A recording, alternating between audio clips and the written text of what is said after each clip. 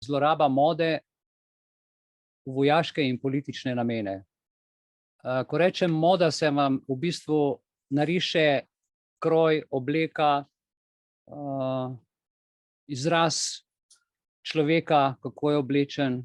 Modus je grška beseda, modelirano, oblikovano, zgneteno, lepo narejeno, ampak moda danes ni več to, kar je bila včasih, če ravno se bomo pa iz preteklega dogodka danes ravno o tem veliko naučili in prenesli v novo informatiko. Kaj pomeni danes moda? Danes ni moda obleka, ampak danes je moda mobitel, danes je moda, da ti drugi dajo aplikacijo noter, čeravno je to tvoj mobitel, pa tvoja lastnina, in bomo rekli, take mode ne bomo sprejemali. Za uvod povem to, ne. Je pa zanimivo, a ne, fashion, fašist, fašističen, fašenk, poglejte, vse to so koreni, a ne, besed, predvsem fašenk mi je danes prišel na misel, da je svet narobe tiste par dni, ja, in lahko postaneš karkoli hočeš.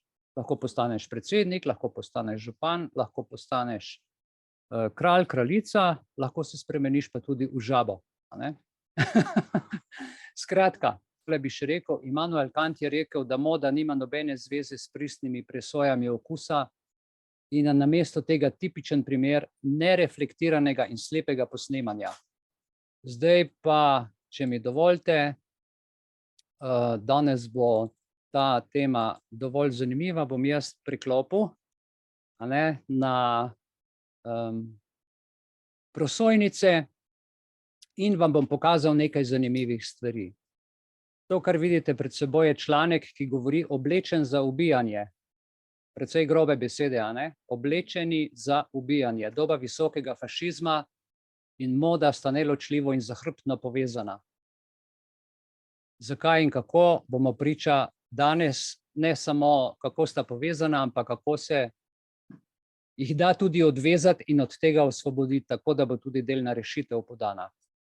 Pod fašizmom so modo uporabljali za uveljavljanje svojih načrtov in nekatere modne znamke so služile velik denar. Dejansko so s pomočjo mode te znamke zgradile vse svoje današnje imperije in to, glejte, s krvavim denarjem, sodelovanjem s fašističnimi režimi.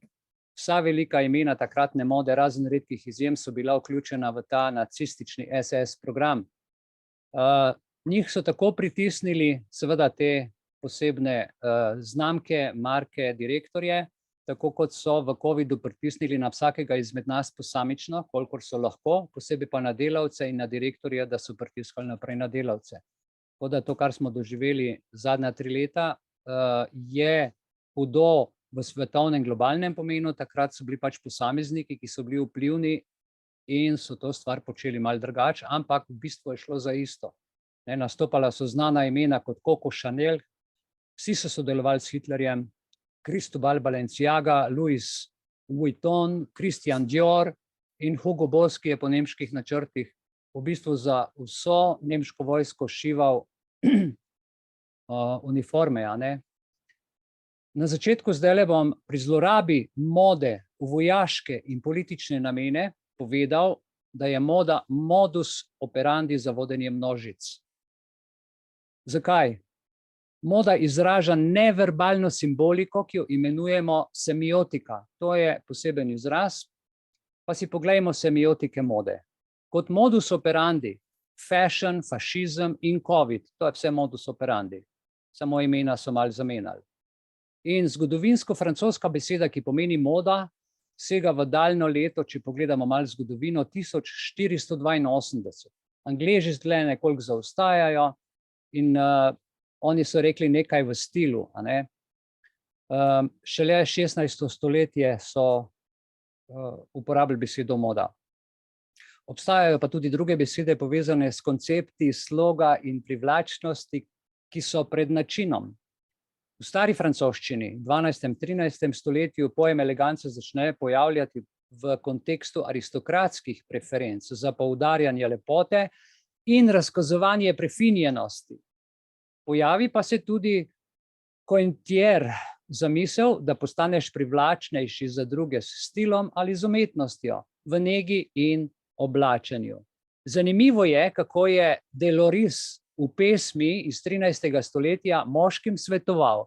Meni zelo fajn, a ne, prav že v 13. stoletju, da čedna oblačila in čedni dodatki moškega zelo izboljšajo. Ja, evo, moda je oblika samoizražanja in avtonomije v določenem obdobju in kraju, ter v določenem kontekstu oblačil, obutve življenjskega sloga. To je moda, kot jo danes razumemo, dodatkov, ličil, prinčeske, drže telesa. Izraz pomeni videz, ki ga modna industrija definira popularizirano strani modnega sistema. Kaj je modni sistem? Modni sistem je industrija, so mediji, politika, vojska, medicina, šolstvo, you name it, IT industrija. Glede na porast množične proizvodnje blaga, danes posebej, in če ostanemo strogo pri modi oblačil, gre za nižje cene, vsem dostopno in globalni doseg. In tukaj naletimo zdaj na to magično besedo, ki se ji reče trajnostni razvoj, trajnostni poseg. Pravijo, da je to nujno, ker to je toliko oblačil in nobeno oblačilo se več ne razgradi, ker je vse sintetično. Vprašanje se je zato postavilo med politiki, blagovnimi znamkami in potrošniki, kako s tem naprej operirati. Ok, gremo naprej na, kako bi tole imenovali semiotika ali semiologija, zato ker semiologija je nauk o semiotiki, semiotika sama je pa v bistvu se prenaša že v prakso, se iz prakse vidi, ne? In recimo Ferdinand Saussure definira semiotiko kot znanost o znakih ali preučevanja življenja znakov v družbenem življenju. To je ena posebna veja kulture, ki raziskuje znake in znakovne sisteme kot načine komuniciranja in kako so pomeni znakov in simbolov kodirani in dekodirani. In to je zakoreninjeno v filozofiji, v logiki, v jezikoslovju. Semiotika se je od leta 1960 razvila kot mednarodno vpliven pristop k raziskovanju sodobne kulture in moderne komunikacije, vizualne, besedne in tako naprej, medijske, a ne? In tudi seveda lingvistične. Sčasoma pravijo, da ne bo treba več, da bi bila to samostojna podisciplina, ampak da bo postala prav znanost v vsem. Pomembno je vedeti, da v strukturalni teoriji semiotika ponuja sredstva za konceptualizacijo in analizo, kako posamezniki in skupnosti komunicirajo in medsebojno delujejo. Tako v denotativnem smislu, denotativno pomeni besede in izrazi, ki niso čustveno osebno obarvani, denotativen brez tona, a ne? Kot v konotativnem smislu. Konotativen pomeni, da dobi eno barvo in ton, a ne, da dobi beseda čustven pomen, obarvan, osebnostno obarvan pomen. Včasih, če pišete dopise, rečemo, aha, pišem oseben dopis, a ne, če pišeš ljubljeni osebi, ga obarvaš s čustvi, če pišeš uradniku, pač ne sme biti noter čustev, mora biti pač v strogo poslovnem jeziku ali pa uradniškem. In tudi ti znaki so tako narejeni, so strogi in so tudi taki čustvenički, če jih imate na mobitelu, a ne, napišete srček, smeško, joka, jezen, besen, so hladni in topli in to je ta znanost. Isto v modi, obleke so lahko tople, hladne, daleč, proč, elegantne, neelegantne in to je ta znanost za razkrivanje razmerij moči, genealogija avtoritete in družbenega nadzora. Genealogija je mednarodna znanost, ki poskuša uvesti univerzalne znake in okrajšave, zato da bi bil sistem izdelave uniformen. To pomeni, ne glede na to, da si na Kitajskem, Sloveniji, v Ameriki, Angliji ali v Afriki, ko vidiš znak, točno veš, kaj pomeni, da je ta znak globalen, da je narejen tako, da ni dvoma in da ga vsak razume. In to je ta znanost, to je ta semiotika. In zdaj po zaslugi računalnikov in mobilnih telefonov v svetu imamo in dobivamo nedvomno enako eno in isto govorico. Zdaj seveda se v določenih segmentih družbe, v določenih poklicih to razlikuje, pa recimo semiologija v medicini se uporablja na primer kot sinonim za Simpatomologijo, v socialni semiotiki pa se usmerja na semiotične postopke, ki so podlaga za označevanje specifičnih družbenih problemov, kontekstov, zlasti v specifičnih lokalnih skupnostih, ki se razlikujejo od večine. Dobro. Recimo Barthes, on se s tem ukvarja, je razširil to definicijo na vse znakovne sisteme, in sicer vključno s slikami, kretnjami in melodičnimi zvokami. Z melodičnimi zvoki. In to je v bistvu to. Zdaj, poglejte, modni oblikovalci se ne strinjajo vedno s tem, kar pride, kot je bil zdajle COVID, recimo, a ne, se niso vsi strinjali, ampak so mogli to nekako sprejeti. In ena stvar je, v katero pa vsak modni oblikovalec verjame, in to je prodaja na drobno. In tukaj, glede na to, da prihaja virus Kitajske, da prihaja Kitajska tle naprej, a ne, pravijo, Kitajska je velik posel. Morajo oblikovati, pravijo, kajti kitajski oblikovalci, modni uredniki, zvezdniki, blogerji in vplivneži so zamenjali mnoga velika zahodna imena na naslovnicah znanih modnih revij. Razen torej v letu 2020, ko se je pojavil COVID. Razen takrat. Poglejte datum, 13. februar 2020 imajo maske, pri nas je bila pa epidemija razglašena 13.3.2020. Zelo zanimiv datum. No, tukaj imamo v bistvu potem še en datum, no, to je bilo pa 24. februarja 2020 in so modo naredili in to spet retorično semiotično vprašanje, a ne? Ali bo jutri na vsakem sedežu na razstavi mode morala biti maska, zaščitna maska z luninim vzorcem za goste? Verjetno, da ne, čeprav bodo obiskovalci pariškega tedna mode med modnimi predstavami v tej sezoni lahko maske nosili. Po izbruhu COVID-19, kot se je poimenoval koronavirus tik pred Milanom, modna skupnost, imajo se za modno skupnost, sprejema dodatne previdnostne ukrepe, evo sprejema, in pravijo, da se zaščiti pred širjenjem bolezni in to že 24.2.2020. Ja, te obleke, ki jih zdaj vidite, je pokazala francoska oblikovalka Marine Sierre. Modna revija na Pisti je potekala med naraščajočo zaskrbljenostjo zaradi izbruha koronavirusa, takrat se je ravno v Italiji to začelo, a ne? In je povzročil ta koronavirus v trenutku padec trgov po vsem svetu. Toda kolekcija tele dame, ki je to predstavila, je bila zasnovana že pred izbruhom. Torej, meni to veliko pove, da je to bilo vse vnaprej pripravljeno. In tukaj sem jih, glede na to, da smo zdaj šli v segment mode, prej smo šli v segment dokumentacije, zdravstvenih pripomočkov, povsod ugotavljamo, da je bilo vse naprej že dogovorjeno in pripravljeno in v svojih zbirkah je že uporabljala obrazne maske. In to je tudi javno povedala. No, tukaj imate, gledajte, Future of Fashion. COVID je uničil vse vidika gospodarstva v 2020 in modna industrija seveda tukaj ni bila izjema, nobena izjema, ker je trenutno, oziroma takrat, zdaj pa ne vem, verjetno celo več, ali pa tudi manj, ker jih ogromno kako rečejo, nenadna smrt ali nekaj takega, a ne? Takrat jih je bilo 38 milijonov, danes ne vem, koliko je brezposelnih, se je moda za prosti čas rekla, dajmo se malo umakniti pred uprit nujnim življenjskim in družinskim stvarem.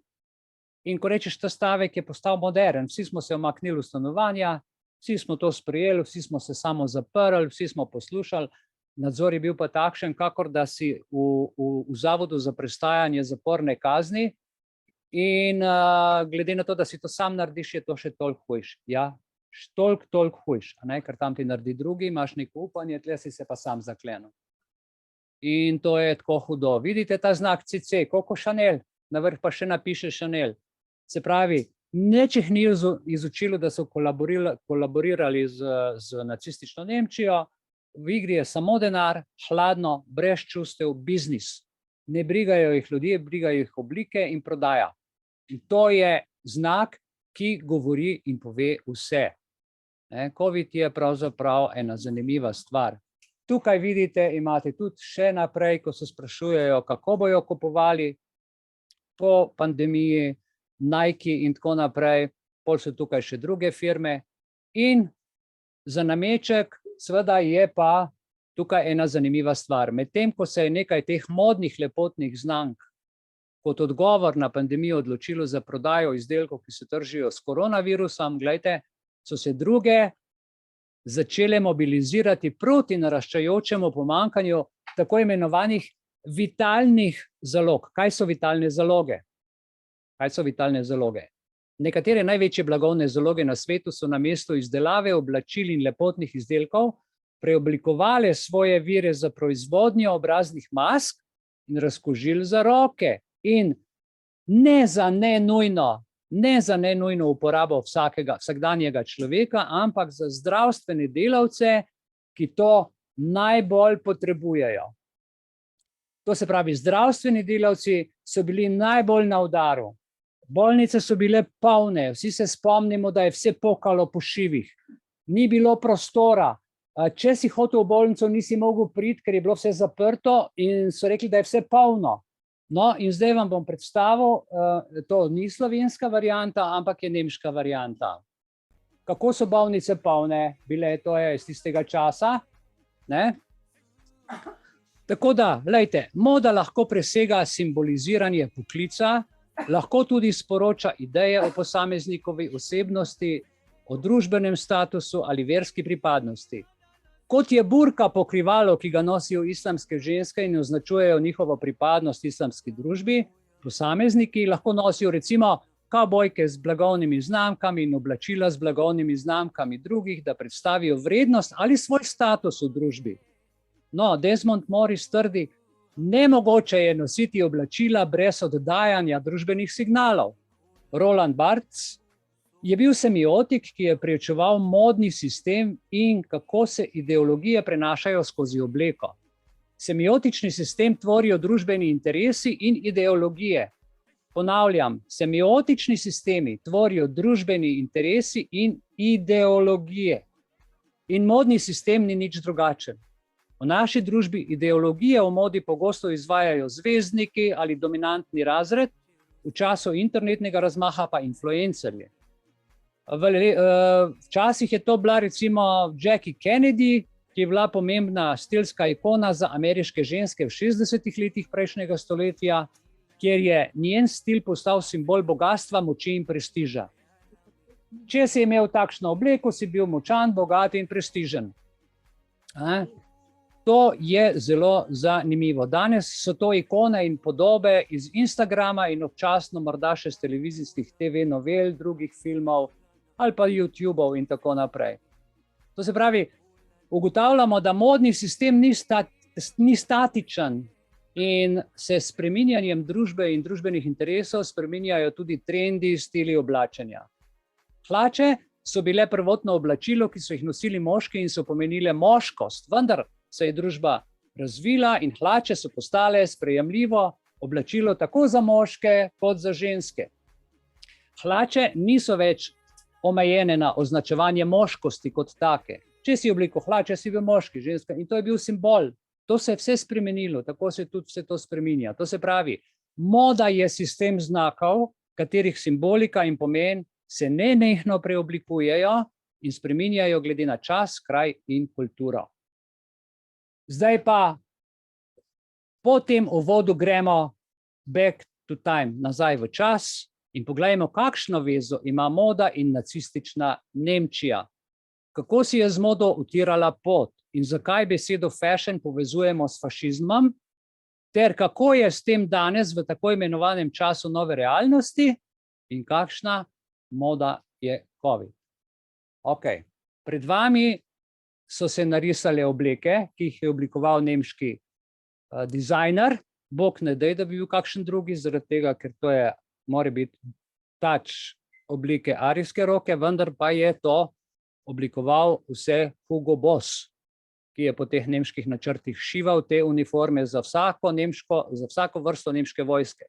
Kot vidite tukaj, Podobno kot so današnji sodelavci genocidnega COVID projekta, tudi ta slavna imena, ki sem jih že prej naštel, kaj sem že rekel, Coco Chanel, Cristobal Balenciaga, Louis Vuitton, Christian Dior, pa že kot rečeno Hugo Boss in drugi, manj znani, ampak so mogli delati. A ne? To so slavna imena in nikoli se ne bodo oprala tega greha, te umazanije, svojega imena in grozodejstev in na kakšen krvav denar so gradili svoj imperij. In to so zavestno sodelovali in poslovali, kot smo rekli, z nacizmom. Lahko bi rekli ne. Ok, so bile sankcije, ljudje so se bali za življenje, tako kot smo se zdaj, ker smo bili priče vsemu temu, ampak o tom potom. Kdo je bil človek, ki je naredil Hitlerja? To je bil Goebbels. Doktor Josef Goebbels je bil verjetno največji propagandist tistega časa, takrat Tretjega rajha. Zato je primerno, da so podrobnosti v življenju nekoga takšnega, ki je povedal toliko laži, ter tako strokovno manipuliral in izkrivljal resnico, da stvari ostanejo v današnjem času kljub vsemu odprte za spor, za dvom, za spraševanje. Tudi v sicer odličnih knjigah, ki jih o njem pišejo, se biografska zmota dejstev še vedno ohranja kot sveta resnica, čeprav vemo, da to ni. Moda in Tretji rajh in Eva Braun in tukaj vidite ustanovitev nemškega Modeamt je poskus nacistov, da fašiste spravijo v modo. To bom nekaj prav zanimivih stvari o Hitlerju povedal, ni bil poseben modni navdušenec. Kljub temu, da je nadzoroval uniforme za Bund Deutsche Mädel, čeprav je bil njegov pristop do ženskega okrasja na splošno negativen. Sovražil je ličila, pogosto je pripominjal, da je šminka sestavljena iz živalskih iztrebkov in ni odobraval barvanja las, kot da je ta punca zraven njega kar malo trpela včasih. Parfum recimo se mu je gnusil, čeprav se je uklonil navdušenju Eve nad njim, kajenje pa ga je močno živciralo. Tudi hlač ni prenašal na ženskah in jih je imenoval neženstvene. Krzno zanj pa je bilo sploh grozljivo, ker ga je spominjalo na ubijanje živali. Kljub temu je pokazal tipično ambivalenco do mode in to razglasil z besedami zelo zanimivo. Berlinčanke morajo postati najbolje oblečene v Evropi, kance Evropa, ok? In zase trdil, kar mi je najbolj všeč, je večerjati z lepo žensko. Ok?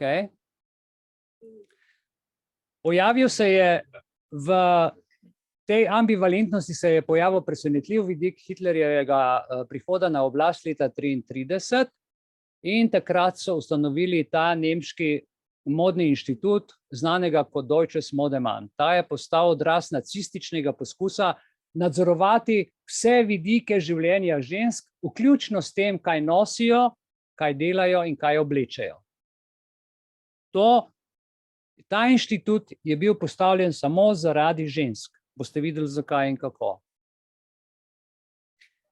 V bistvu je Deutsches Modeamt ustanovljen s polno vladno podporo z namenom, da je poleg tega vzporedno še postavil fašiste v modo. Poglejte te uniforme in poglejte uniforme danes. Za razliko, da boste vedeli, da so te uniforme šivane za vsakega vojaka ročno po meri. Vse v nulo. Danes se to sam natakne, takrat je pa to moglo biti vse v piko. Gremo naprej. Poleg tega so morale ženske nositi, pazite, le oblačila nemških oblikovalcev. To je bilo zelo strogo. Naci šik. Naci šik. Z nemškimi materiali. Nemško je seveda pomenilo samo arijsko, kar je izločilo večino obstoječih oblikovalcev, tekstilne trgovine in visoke družbe v tistem času.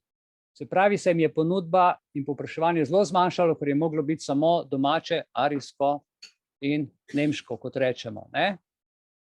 Hitro in takoj po 33. letu je zelo hitro nastalo združenje proizvajalcev oblačil Arjan z lastno znamko. ki je bila všita v oblačila, kar je zagotavljalo, da so se jih dotaknile samo arijske roke. To se pravi, znamka, ki je bila všita not, je garantirala, da se je te oblike dotikala samo arijska roka. Toda najpomembnejša od tega vsega, kar smo do zdaj povedali, je bila Hitlerjeva želja, da bi uničil francoski vpliv v nemški modni industriji. Okay? Sovražil je pariško modo, sovražil je Coco Chanel, najprej zato, ker je bila francoska moda in ona francozenja, pa tudi, ker so slogi, ki so jih uvedli, spodbujali nenaravno vitkost in suhe silhuete. Že takrat. Narod žensk, ki si prizadeva za vitke boke in fantovska telesa, zagotovo ni idealna podoba, če želite spodbuditi plodno rojevanje otrok. Zato je rekel, nič več pariških modelov in to je napovedal junija leta 1933. Bog obvaruj francosko modo ali kakšen francoski model ali drugo robo kot nemško. Največja ironija modnega inštituta Tretjega rajha, poslušajte zdaj to dvoličnost, pa je bila seveda izbira Magde Goebbels, ta dama na sredini, ki je hkrati predstavljala tudi prvo damo nemškega rajha. To je žena propagandnega ministra Goebbelsa za začasno predsednico modnega inštituta Tretjega rajha. Največja napaka, je pa tudi ta, recimo tako kot so mnogi drugi vidiki Tretjega rajha, je tudi njeno sodelovanje polno nasproti. Prvič, bila je verižna kadilka, oblečena v oblačilo Elizabeth Arden.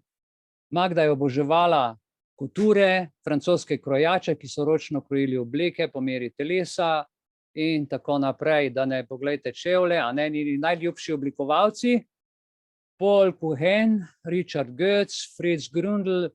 A veste, kdo so bili ti ljudje? To so bili vsi Judje. To so bili vsi Judje.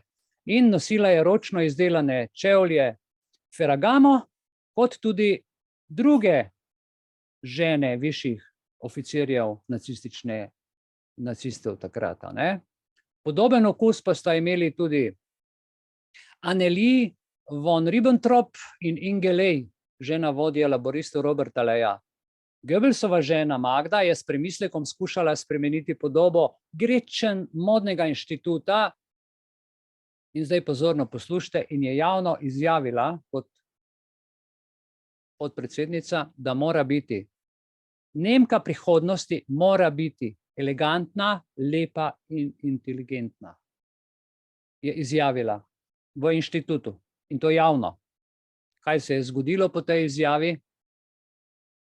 Ta izjava jo je stala službe. Njen soprog jo je odpustil iz funkcije, ker je skušala spremeniti podobo zamišljene nacistične Nemčije. Če boste brali njen življenjepis, njene zgodbe, boste videli, kam je v življenju potem prišla in kaj vse se je dogajalo. Ampak o tem, če vas zanima, si poglejte. Ženske so živele v režimu, za katerega je bila značilna politika, ki je bila omejena na vlogo žene in matere in jih je izključevala iz vseh odgovornih položajev, zlasti političnih in akademskih sfer. Zanimivo je, da je inštitut Deutsches Modemart v svoji sprevrženi politiki živel vse do leta 1944. Nemški vojaki so 14. junija zjutraj 1940 vstopili v Pariz. Popoldne pa je bila na Slavoloku že izobešena velika nacistična zmagoslavna zastava. 17. junija 1944 je general Charles de Gaulle odpotoval iz Bordeauxa v London, z letalom seveda. Kasneje istega dne je general Philippe Pétain, novi vodja francoske vlade, na radiju objavil: Dragi državljani, s težkim srcem vam danes sporočam, da moramo prekiniti sovražnosti in vojna in se to mora ustaviti. In je bilo podpisano premirje.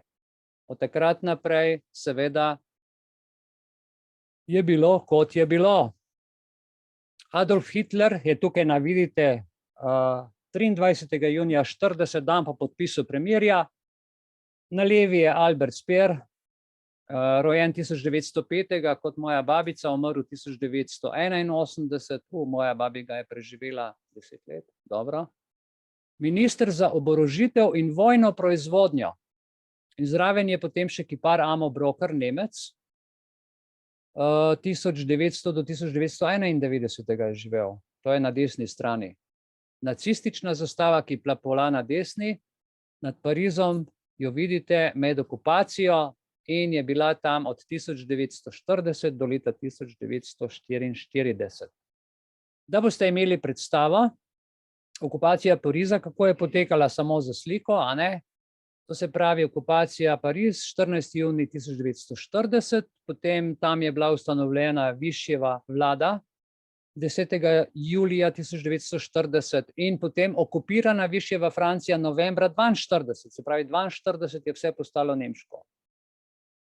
Kar se tiče osvoboditve, Pariz je bil osvobojen 25. avgusta 1944, nemška predaja pa je bila, kot vsi vemo, 8. maja 1945. Kako je izgledalo to? Poslanska zbornica v Parizu 1941, na transparentu piše: Nemčija zmaguje na vseh frontah.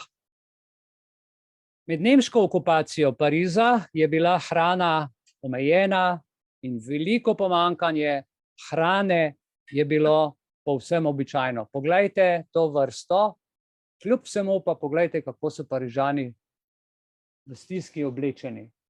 Poglejte zgradbe, poglejte situacijo, vojno, pomanjkanje hrane, ampak poglejte, kako so zrihtani, kljub vsemu. Med junijem 1940 in avgustom 1944 je bilo na tisoče Judov iz pariške regije poslanih v koncentracijska taborišča. Tam jih je umrlo 50.000 poslanih iz Francije. Druge skupine, ki so jih napadali nacisti, so bili Romi in sredozemski priseljenci. Veliko več posameznikov je bilo priseljenih in prisiljenih delati v nacističnih kmetijskih, rudarskih in nemških proizvodnih podjetjih.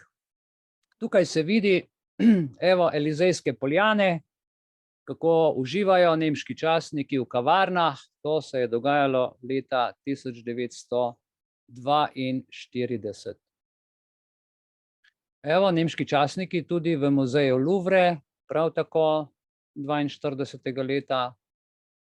In tukaj pred vami pa je zanimiv človek. On je Lucien Lelong, je vodil svojo istoimensko modno hišo v Parizu od leta 1921 vse do leta 1948. Bil je tudi predsednik Chambre syndicat de la haute culture parisien, predsednik krojaške zbornice od 1937 pa vse do 1945. Takrat, a veste, kaj je pomenilo biti krojač v Parizu? Da si 30 let mogel delati za to, da te je nekdo najel, da si znal zašiti detajl brezhibno. To ni bilo, tega se nisi mogel naučiti. To si mogel delati, da si prišel do take stopnje, da si sploh lahko tako službo delal. To so francoski krojači in tega noben Nemec ni obvladal, noben v svetu, kot so Francozi to imeli orihtano. Med okupacijo je bilo pariškim modnim hišam, kaj jim je bilo prepovedan, izvoz, oglaševanje ali celo ustvarjanje dobička. Tudi, če si zašil, nisi mogel prodati, pa preživeti. Nemci so imeli dobro premišljen plan, kompleten načrt, še preden so sploh prispeli v Pariz.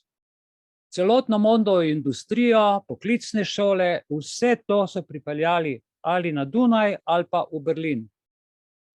Njihova ideja je bila, da bi Berlin postal modno kulturno središče nove Evrope.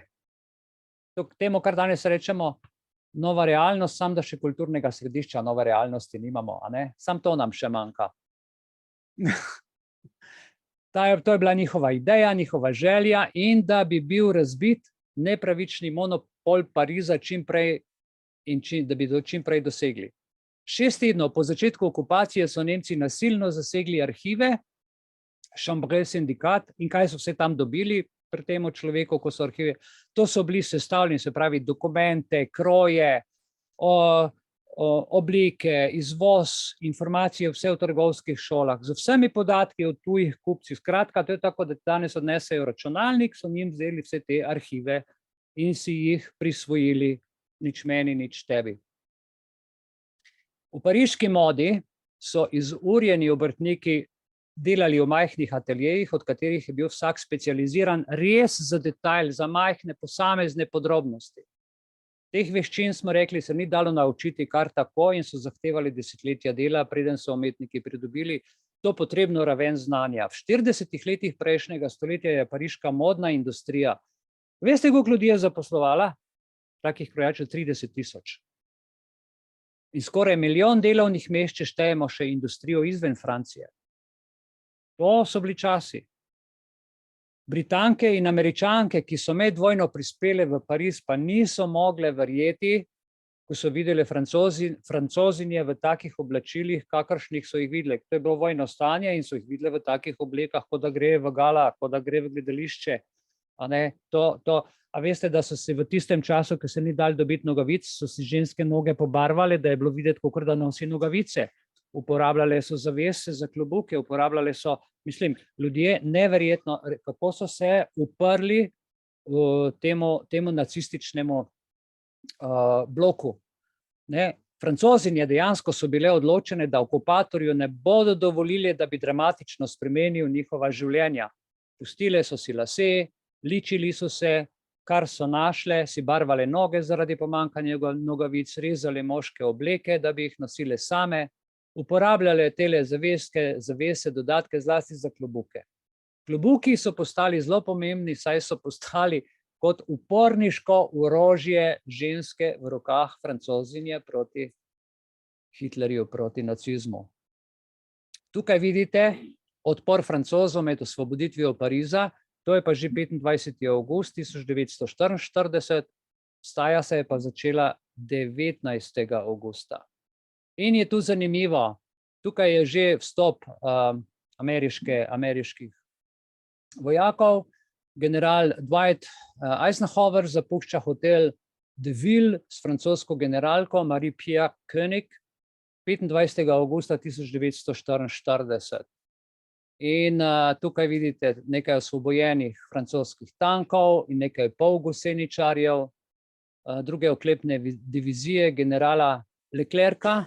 To se je dogajalo 26. avgusta 1944. In 26. avgusta je prišel 1944 general Charles de Gaulle in je vodil parado po Elizejskih poljanah. Več kot 1 milijon ljudi se je udeležilo parade, od slavoloka zmage do katedrale Notre Dame.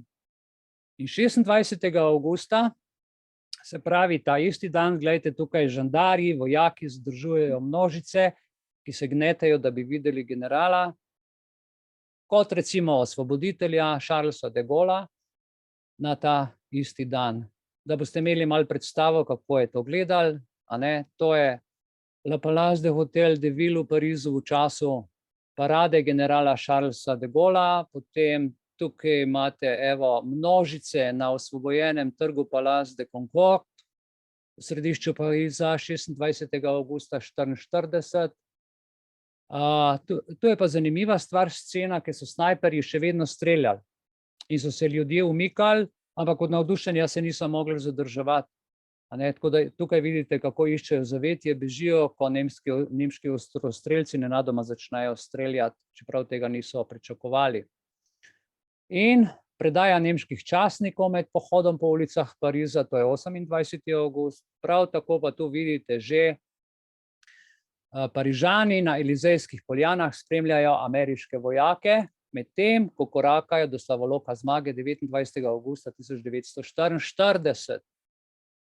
Ameriški vojaki pehotne divizije iz Pensilvanije, pogledajte, koliko jih je, korakajo vzdolž Elizejskih poljan, to je pa že 29. avgust 1944.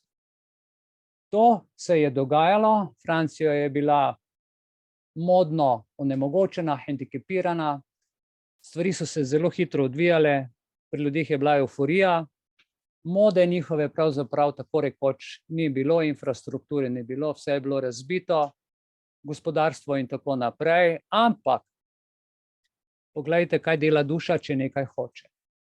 Njim moda pomeni življenje. In zdaj bomo tukaj priča Teatro de la Mode in njegov izvor. Tole je nekaj tako lepega, kar so se spomnili.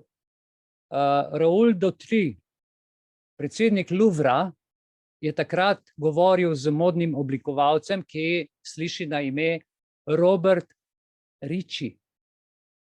Robert Ricci, 1945 leta, o projektu, ki bi morda koristil prizadevanjem za pomoč po vojni v smislu prikaza vitalnosti skoraj povsem uničene te modne industrije iz dveh razlogov. Prvič, da bi modo oživeli, drugič pa, če jim to uspe in naredijo tako imenovano neko predstavo, da zberejo sredstva in pomagajo Parižanom.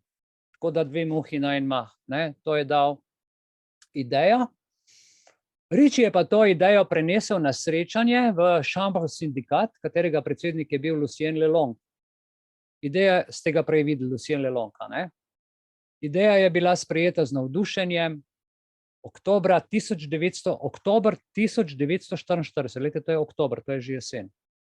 Robert Ricci in modni novinar Paul Koldogé sta bila zadolžena za organizacijo tega podviga in sta se strinjala, da je treba z njim povezati najuglednejše modne pariške umetnike, vse.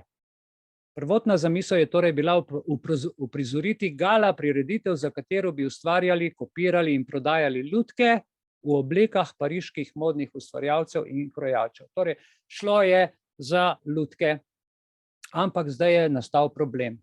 Če bi rekli lutke, klasične bi jih imeli bolj za pupice, za igračke, tako da so se morali domisliti nekaj svežega in odločili so se, da je potrebna nova vrsta lutke. In so pomislili, te punčke ne smejo biti preveč trdne, na katere bi dali obleke te lutke, saj bi spominjali na otroške igrače. In so pomislili na nekaj prozornega.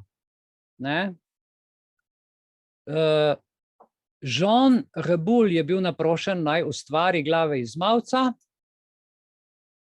lutke pa bi morale biti manjše, mislim, da so bile visoke 70 centimetrov in nič več. In zdaj tako, ta Ricci si je sčasoma zamislil končni format in rekel, imam idejo, pri letu, in je rekel, imam idejo majhnega gledališča, v katerem bi vsak umetnik zgradil svojo scenografijo in v to zgrajeno scenografijo bi postavil te kovinske lutke iz teh žic, ki bi jih pa poljubno oblekli naši različni oblikovalci in krojači. Vsak bi imel eno sceno in vsak bi imel proste roke, kako naj to naredi. In takrat pride ideja, da bi to poimenovali Teatre de la Mode. Poglejte, kako je to izgledalo. Ja, fantazija. Umetniki in oblikovalci so imeli popolno svobodo pri ustvarjanju kompletov in oblačil po lastni izbiri. Vse, kar je hotel Hitler zatreti, vse, kar je hotel uničiti, je privrelo na dan z 10-kratno energijo. Modne hiše so se strinjale, da bodo ustvarile od 1 do 5 kosov oblačil na velikost posebnost lutk. To se pravi, da bom pasal na lutke. Med hišami pa se je seveda razvila taka prijazna konkurenca, prijateljsko rivalstvo, itak, da so se vsi poznali, sploh v takem času, in to je spodbudilo nastanek dodatnih artiklov, majhnih čevljev, torbic, dežnikov, celo spodnjega perila, čeprav na začetku to sploh ni bilo mišljeno. Vsak je poskušal ugotoviti, kaj počne drugi, da bi naredil več, bolje in drugače, in tako se je zadeva širila. Vojna je uničila skoraj vso prometno infrastrukturo in surovin za proizvodnjo. V tem času ni bilo. Zima 1900, govorimo o oktobru, 1944-45 je minila brez premoga, brez drv, brez plina, brez elektrike, brez čevljev in brez oblek. Meseci, ki so bili v mnogih pogledih najhujši v vojni. Pomanjkanje hrane je bilo tako hudo, recimo decembra 1945, to je 16 mesecev po osvoboditvi, so bili ponovno uvedeni strogi ukrepi. Marca 1946 so Parižani preživeli komaj 1400 kalorijami na dan, kar je manj, kot so jih zaužili celo med okupacijo. Robert Ritchie in Lucien Lelong z lutko Teatre de la Mode 1945 leta, pred vami slika, poglejte, vrhunsko. Jaz se te slike ne morem nagledati, meni je nekaj tako lepega. Ti posamezniki, ta dva in še neki, so bili odgovorni za ustanovitev upravljanja Teatra de la Mode, ki so ga odprli v Parizu 28. marca 1945. Postavili so ga v veliko galerijo muzeja v Louvru. Razstava naj bi bila na ogled en mesec, a so jo zaradi povpraševanja podaljšali za en mesec do maja 1945. Tle je znak, kako ljudje rabimo kulturo, kako rabimo združevanje, kako rabimo kreativnost, kako rabimo drug drugega, da preživimo. Kultura je mnogo večja hrana in večje upanje kot vse tisto, kar ti ponujajo materialno. Ok, boste videli, kaj je iz te ideje Kovinsk, iz tega teatra in iz teh žičk in iz teh oblekic, kaj je še vse nastalo. Tukaj vidite, je na prvih straneh pariškega kataloga iz leta 1945 so napisani organizatorji, pokrovitelji, oblikovalci dekorjev. Mislim, strašno zares, to stvar to so vzeli profesionalno, vrhunsko in iz nule. Izdelovalci lutk, tukaj piše, kdo so bili oblikovalci dekorjev, organizatorji, pokrovitelji in vse tu na prvih dveh straneh piše z te kreatorje Teatre de la Mode. Poglejte to eleganco.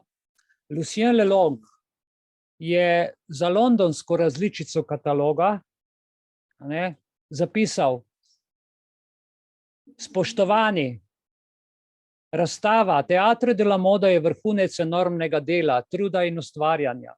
Ni namenjena predstavljanju razkošja ali razkošne porabe materialov. Namesto tega je dokaz iznajdljivosti in dobrega okusa. Umetniki, kiparji in gledališki dekoraterji so prispevali k temu modnemu združenju, ker je naša želja, da modo predstavimo kot čisto umetniško manifestacijo. Lucien Lelong je to tako lepo napisal, da mene še gane, ko berem. In tukaj vidite, kje se je ta razstava odvijala. Pavilion de Marsan, to je krilo Marsan, muzeja Louvre je zgoraj levo, vidite, kjer je puščica. V Pavilion de Marsan in sosednjih stavbah je Musée d'Art Décoratif od leta 1905. Teatre de la Mode so tam odprli 27. marca 1945, to se je dogajalo zvečer in je bil na ogled do maja istega leta. Predstavo si je ogledalo več kot 100.000 ljudi, več kot 100.000 obiskovalcev. Za pomoč vojne, da boste imeli, ker to so bili drugi časi, drug denar, za pomoč sem malo šel preračunati, za pomoč vojne pa je bilo zbranih več kot 1 milijon francoskih frankov. Danes se sliši milijon, ampak to so druge cifre. Leta 1945 je bil frank vreden približno 2 centa ameriškega dolarja. 2 centa ameriškega dolarja.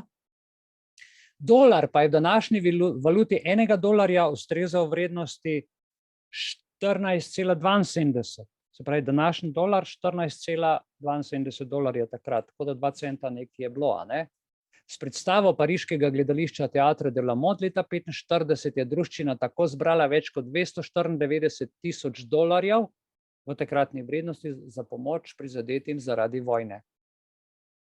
Ok, tukaj pred vami je Eliane Bonnabel, sicer Francozinja, rojena 1920, umrla leta 2000, je ob ustvarjanju dobila veselo idejo, tako se je izrazila, ko je razmišljala o orisni skici, je bila neskončno vesela, da je to prozorno lutko, to žico oblekla v neko 3D, da je dala 3D obliko in je bilo to nagrajeno z neko iluzorno, mavčno glavo. In te lahke, stilske, idealizirane oblike, čeprav neverjetno natančno izdelane v vseh svojih državah, so te majhne figure so se pojavile in napadle te majhne odre, vredne njihove elegance. Tudi odri so bili precej manjši. Tukaj vidite dva umetnika, Prvi je izdelovalec lutk in glav, Jean Reboul, glave za lutke, kjer je v svojem ateljeju, in Jean Saint-Martin v svojem pariškem stanovanju gradi žične lutke za Teatr La Mode. On je pa vse te žične lutke naredil in zvijal žice in vse to zelo natančno naredil. Vse sam, ogromen tega. Kako je vse skupaj potekalo, ko so to spravili skupaj? No, majhno gledališče, v katerem bo vsak umetnik zgradil svojo scenografijo. Robert Ritchie. To smo že prej rekli in tako se je začel in gledajte, kako je to izgledalo. V tem vrtu vse leto kraljuje pomlad in njegove radosti, je opisal Louis Chronet. Malo norosti vlada povsod, ob tem pomislimo na pretekle vrtne zabave z očarljivim pridihom, Bergeri ob spremljavi melodij, violin, Epinet, spominjam se Vatuja, Verlana, Franca Jamesa in tako naprej, skratka razigrano področje. In znašli smo se na čudovitem kraju v pravljični deželi, kakršno je mogoče videti le v sanjah. Zdi se, da se iz zemlje dviga fantastična arhitektura velikanskih stebrov, draperji, ki mirujejo v nemiru velike nevihte, trofeje s perjem, robustne skale, močne in masivne stene. Vsaka postavitev je imela svoj poetski zapis. K temu zapisu so dali, ali so vse te pametne ženske morda v popoldanskih oblekah, saj izgledajo, kot da so se tako ustavili zato, da bi si privoščile koktajl, kavico ali pravkar pristale na obali, ali pa se pripravljene odpotovati in v čolnu odpluti. Če ne poznate čara lepega spomladanskega jutra na Elizejskih poljanah ali aveniji Foch, ne poznate enega najbolj značilnih čarov Pariza, je opis te postavitve. Kraljeva palača ima toliko spominov, da se Parižanom zdi vedno znova. Zdaj je mirna in tiha, mesto s svojim vrtom, kot je tih bazen zelenja v kamnitem okolju. Trgovine so videti zanikrno, precej podeželsko, vse pa nosi pečat plemenitosti in vzgoje ter šarma, ki ga mimoidoči preprosto, ko gleda to postavitev, ne more prezreti. Tukaj je konec tistega otoka, postavljenega sredi reke, ki naj bi pred skoraj 2000 leti proizvedel prestolnico Francije. Majhen otok med dvema bregovoma Sene in Pariz je rojen. Ni mesta na svetu, kot je Rue de Paris, Rue de Paix ali Place Vendôme, kjer ni bila pričarana pametna in razkošna eleganca. Povsod je razkošna eleganca. Dejansko ta ulica in tisti trg res predstavljata aristokracijo francoske ustvarjalnosti, ne samo tistega časa, ampak tudi skozi zgodovino. Pri Jeanu Saint-Martinu najdemo popolno kombinacijo umetnika in obrtnika. Prav on je izdelal vse lutke. Prej smo ga videli na sliki za to razstavo. On je tisti, ki je rezal, zvijal in spojil kovinsko žico, za katere so sestavljene lutke. Poglejte to dnevno sobo. To pripada eni aristokratski hiši, sicer to je model, ampak glejte, onstran močno zaprtih okon začutimo pristnost mesta s svojim glamurjem, lučmi, z množico ljudmi. Kljub zunanji lepoti mesta je ta salon v notranjosti zlata skrinjica. Tukaj smo priče modi 1946. leta. In manekenke iz leta 1945, se pravi te figurice, ki jih je ustvaril Christian Berard. Ta postavitev je darilo La Chambre Syndicat de la Couture, Parisien in Paula Verdierja, nahaja pa se v zbirki umetnostnega muzeja Mary Hill v ZDA. Tukaj smo priče enemu nadrealnemu dogodku, in to je Jean Cocteau, je pa presegal svoj namen. Uporabil je realistično interpretacijo, ki se je zlila z glavno temo 5 let vojne, 5 let nočne more, na katero ni izgubil spomina in zato lahko da prizoru povsem drug pomen in drugo dimenzijo. Tukaj vidite dve sliki, levo in desno. Levo vrteljak z dekorjem Jeana Rebula, ki je bil predstavljen v Parizu leta 1945. Fotografija pa je vzeta iz londonskega kataloga 1945. leta. Desno je pa Jean Rebul med kreiranjem dekorja za ta vrteljak.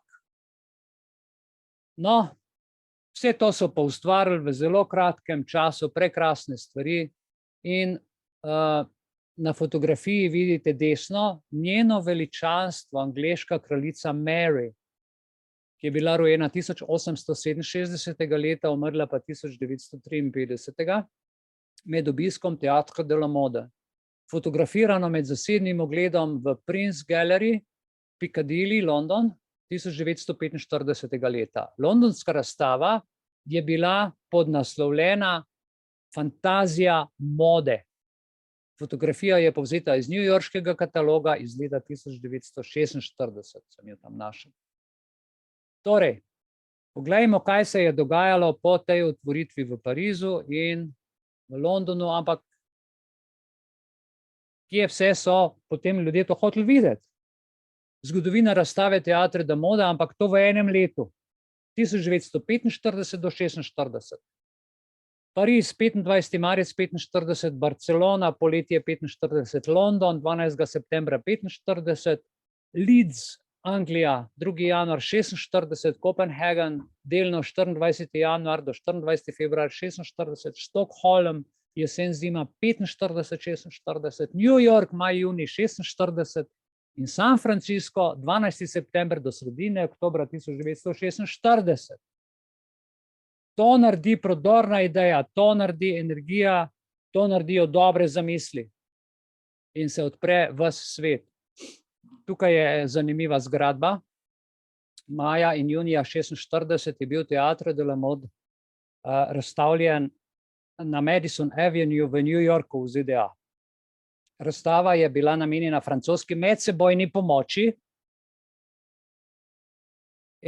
in sicer to je, naj bi bilo delo osrednje agencije, ki usklajuje pomoč v sami Franciji. Zavezuje se, da bodo tiste regije in tisti deli prebivalstva, ki so najbolj trpeli, prejeli prvi pomoč. Ne glede na to, ali jim pomagajo rojaki doma iz Francije ali prijatelji iz druge strani morja.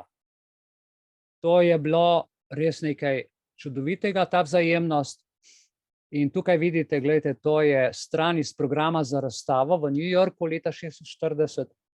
Program navaja 11 scenskih postavitev, dejansko jih je bilo več, ampak niso jih vseh pokazali. Tako da modnih izvajalcev iz leta 1964 se je malo razlikovalo, ampak v bistvu gre za isto zgodbo. Kako je izgledalo to? Fotografija prikazuje modo uličnega sejma v New Yorku, ker so tudi za njih posebej nekaj pripravili, in San Francisco leta 1946. Prikazano je bilo le na severnoameriških prizoriščih. Ok, tukaj vidite lutke v dekorju Georgea Dockinga. Postavitev prikazuje osrednje pariške lokacije, ki so bile prikazane v New Yorku in San Francisco. Gre za spremenjeno različico istoimenskega dekorja Docking, ki se je pojavil leta 1945 v Parizu. No in prikaz izvirne mode leta 1946, prekrasno lutke v dekorju leta 1946, to je pa darilo Chambre Syndicat de la Couture Parisien in Paula Vedierja, in te kulise, ki jih v ozadju vidite, so postavljene iz masivnega lesa v surovem naravnem stanju in spodbujajo na trg, ki je bil v začetku 17. stoletja središče družabnega življenja Pariza in je vedno ohranjal lastno aristokratsko izkušnjo. Mislim, narejen res božansko. Obstaja še en kratek modus za Teatre de la Mode, pravijo, smo uporabili 40 barv, sodelovalo je 36 modnih kreatorjev in 20 frizerjev, ki so ustvarili lasulje za lutke. Kako je to zdaj izgledalo? Poglejte, kako so to delali. Mojstersko do zadnjega detalja, to, kar sem na začetku povedal, kar Francozi znajo, so bila izdelana miniaturna oblačila na žičnatih lutkah. Levo, lasje na glavi vsake lutke so bile skrbno postriženi. Poglejte, kako dela s pinceto. In desno, posamezni čevlji so bili našiti s kontrastnimi obrobami, širokimi le milimeter. Veste, kaj je milimeter? V tistem času, brez strojne tehnologije, ročno. In tukaj vidite kratka plesna oblekica, Lucienne Lelonga, Francesca Charbonnier, čevlji Eli, rokavice je izdelala Fach, pas pa Mabille leta 1946. Na desni strani pa dolga večerna obleka brez naramnic, Lucien Lelong je to oblikoval, Francesco je naredil Charbonnier, čevlji Eli, rokavica Fer in tako naprej. Vsak je nekaj prispeval, vsak izdelek je naredil svoj mojster. Tukaj je Nina Ricci, to je zanimiva dama, ki je modno hišo Ricci ustanovila z Robertom Riccijem, žena njegova, leta 1932 od leta 1998 pa je ta njena modna hiša Nina Ricci v lasti španske lepotne modne skupine Puig. Na desni strani pa vidite njeno obleko z naslovom Koktajl, obleka oblikovalke Nine Ricci. Pričeska, lutka in vse tiste čevlje, rožice, klobuke, rokavice so izdelali, to je izdelal vsak svoj mojster. Poglejte, ona je oblikovala in kaj na celoto prišlo skupaj. Tukaj je pa Source de Orge, sladkasto črtasta dnevna obleka z lastnim pasom Madame Carven, slamnik Jean Blanchot, Francesca Gabrielle Foy, čevlji Argens, lutka je iz kolekcije The Street Fair iz leta 1946. In na desni strani Madame Carven, Francozinja z lutkami, s temi svojimi lutkami iz leta 1945. Ja, to se pravi na levi strani res, kaj so naredili iz tistega nič, neverjetno. To je bel lanen komplet, čudovit, z dolgo oprijeto tuniko, ravnim krilom, osenim pasom in velikim čolnarskim slamnikom. Madeleine de Rauch, frizura Marc Rouillet, čevlji in spet vse naštet, kdo je kaj naredil. Na desni strani je pa gospa Madeleine de Rauch, Francozinja, ki se je rodila 1896 leta in umrla 1985 leta. Ok, ta gospa je zanimiva, ta je ena izmed redkih, ki ni sodelovala z nacisti. Ok, in to je Joke Fat, Francozinja. Tukaj s kovinsko lutko iz Teatre de la Mode 1945. Ko je bilo konec vojne, takoj niso gledali na to, ampak kasneje so se potem tudi malo razšli, kdo je bil, kje pa kaj in zakaj. Na desni strani pa vidite, temu se reče Ensemble Poudre, vključno s klobukom in Francesco Gerva, rokavice Code, Tielet, lutka je iz kolekcije Plons de la Bossage. Evo, tukaj je Maggie Ruff, francoska Belgijka, ki je umrla 1971 z dvema lutkama iz leta 1945.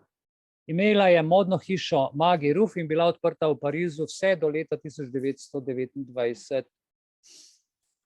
Tukaj sta dve lutki, komplet oblačil za plažo in klobuk Jacquesa Heima. Glejte, Jacques Heima je prvič uporabil beseda bikini. Bikini, dvodelne kopalke prvič. In to v tem času so te stvari nastale. Potem je Cohen lutka iz kolekcije La Charlet Jean Rebuff iz leta 1946, desno pa popoldanska oblekca z dolgimi rokavčki in klobučkom. V nadaljevanju pokažem še samo slikce brez komentarja, zgolj zato, da boste imeli občutek, kakšen obseg dela in kakšno natančnost in kaj so ti ljudje upravili in kako radi imajo modo in kako je ne dajo nekomu drugemu. kljub skoraj popolnemu uničenju strani Tretjega rajha si lahko predstavljate, si te krone niso pustili vzeti in so ustvarjali praktično čez noč in praktično iz nič. Jaz ostajam pri vsem tem, ker vem, kaj to pomeni, brez pripomb. Ostajam brez besed. Lepe kreacija in to na majhnih lutkah. Predstavljajte si, da je to že za realnega človeka težko narediti, ampak na tako majhni lutki pa so detajli krat ne vem kaj. Ne? Te lutke, ki jih zdaj vidite, so na ogled v Muzeju umetnosti Mary Hill. Kovinske manekenke tele so bile med leti 52 in 1988 na različnih krajih postavljene, ne boste verjeli, med 80 pa 100-krat so jih razstavili. Tukaj vidimo v New Yorku decembra 1999 Teatre de la Mode v Mestnem muzeju umetnosti in v tem muzeju je tole predelano sicer, obe postavitvi je v letih 88 do 90 in še kasneje poustvarjala Anne Surgers z uporabo dokumentacije iz obdobja 1945. leta. In zakaj, da to malo zdaj potegnemo skupaj, zakaj je Teatre de la Mode tako pomemben dogodek? Za francosko javnost je bil pomemben po 4 letih boja. Vsem povedati in pokazati lastno identiteto naroda in se ne pustiti zbiti moralno in vse pokrast. Ter da visoka moda kljub vsemu, ne glede na stanje, ne glede na vse, še vedno obstaja in obstaja samo še bolj. Da ni izgubila niti svoje ustvarjalnosti, niti kreativnosti, niti svoje prefinjene izdelave.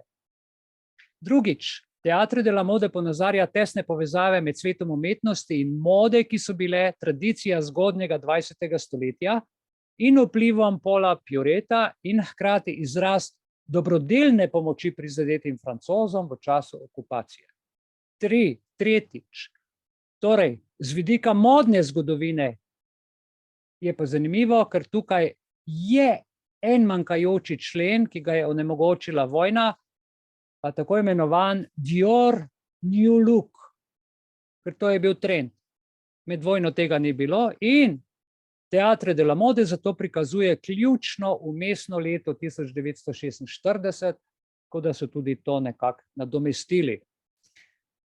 Četrtič in na koncu je pomembno imeti edinstveno zbirkico 172 oblek, 52 krojačev in oblikovalcev, ki predstavljajo zgolj eno samo sezono in ponovno obuditev francoske mode kot vodilne sile v svetu oblačenja. Kaj se je iz tega zgodilo? Tega pravzaprav ne vedo ljudje in to je tudi zamolčano nekako, ne vem zakaj. Povejmo na koncu še eno to stvar, da so francoski Američani začeli zbirati vlak prijateljstva in 700 vagonov, takih vagonov, 700 vagonov, torej jaz ne vem, si ne znam to predstavljati, leta 1948 so poslali v Francijo. Zbiranje pomoči po vsej državi namreč se je začelo z ducatom vagonom napolnjenih z makaroni, sladkorjem, moko, drugo hrano, ker je bila v Franciji lakota. In ti vagoni, teh par vagonov je Los Angeles zapustilo na 11-dnevnem popotovanju čez 11 zveznih držav. Zdaj, kaj se je zgodilo? Na poti se je ustavil v več kot 30 mestih in krajih. Časopisi, radijske postaje, lokalne organizacije, vključno s šolami in cerkvami so podprle zadevo. Donacije iz vse države so se zbrale in v New Yorku, ko so prišli, je bilo že več kot 700 vagonov naloženih z zalogami pomoči vrednosti $40 milijonov. V 11 dneh. Človek ostane brez besed. Francozi so to dobili leta 1948. Kaj se je zgodilo leta 1949? So pa Francozi rekli, hvala, ker ste nam pomagali. In trajekt francoske zahvale kot pošiljka hvaležnosti je pa vključeval 49 železniških vagonov, napolnjenih s tisočimi darili francoskih državljanov. ki so izkazovali svojo hvaležnost za poslanih 700 ameriških vagonov pomoči, hrane in vsega iz 48. leta. Zahvalna pošiljka Francozov je prispela v newyorško pristanišče 3. februarja 1949 in vsaka od 48 ameriških zveznih držav je prijela poln vagon daril, ampak ker je držav 50, sta si en vagon daril razdelila Washington DC in pa ozemlje Havajcev. Ja? No, to vagoni, kako so jih z ladje dal dol, so izgledali takole. To je Washington. Merci Train je zdaj v parku Sark, v Hubbard, v Yakimi. Nekateri predmeti, ki so jih vsebovali, so v spominskem muzeju Krašner v Pajolupu. Potem tisti desni vagon je Oregon, Merci Train in fotografiran je bil še tukaj, zdaj so ga pa predstavljali pač v eno drugo mesto. Mislim, da je v Kosu, v zalivu Kos, v lasti zgodovinskega društva in muzeja okrožja Benton v Filomatu v USA. Glejte, to so jim poslali 200 let zgodovine svoje mode, del duše. Poslali so jim obleke Jacquesa Heima iz 876, Jean Lanvin 1878 in Christiana Diorja 1880. Skupaj 200 leti francoske modne elegance v Brooklynskem muzeju od 26. septembra 1949. leta. Brez pripomb, to so vse darila, noter so bile igračke, lutke, ki so držale pisma, zahvalna pisma, razne predmete, vse v tem stilu, tako da človek ostrmi in ostane brez besed o nekih pomenih. Vse je v detajl narejen. Poglejte obraz, kako je narejen, kako so lasje narejeni. Imate predstavo. Okay. Še en prizorček s tančico čez, ki so jo naredili. A veste, koliko je to majhno in kako so to naredili? Jaz se vam iskreno zahvaljujem za vašo pozornost, rad vas imam in upam, da boste razumeli, kaj sem vam želel povedati v zvezi z modo današnjega časa. Razbijajo nam dušo in elektronika nam pije to dušo. In če si ti kupiš telefon za 1000 evrov, ki je tvoj, recimo, da je 1000 evrov, vse so manj, pa so več, ampak tla srednja cena. In potem ti nekdo reče, da si ti moraš dati gor aplikacijo, ki je ti ne želiš, zato da ti bojo sledili, da boš lahko nekam vstopil. Banka ti reče, dajte si naš, da boste vi banko, da boste digitalno poslovali. Jaz rečem, ok, hvala za vašo aplikacijo, ampak jaz bom uporabljal gotovino, ker dokler je na gotovini podpis ECB, ministra Evropske centralne banke, toliko časa ste vi dolžni gotovino sprejemati povsod, kjerkoli. In zdaj, ko zginjajo bankomati, ko se v nekaterih bankah ukinja gotovina, ko poskusno delajo to, da nekje že ne moreš plačati brez kartice ali digitalnega denarja, vse to gre v suženjstvo. Tako da, ko ti nudijo ugodnost, vedi, da ta ugodnost pomeni samo še večji nadzor. Hvala lepa, lepo ostanite, 15 minut pavze.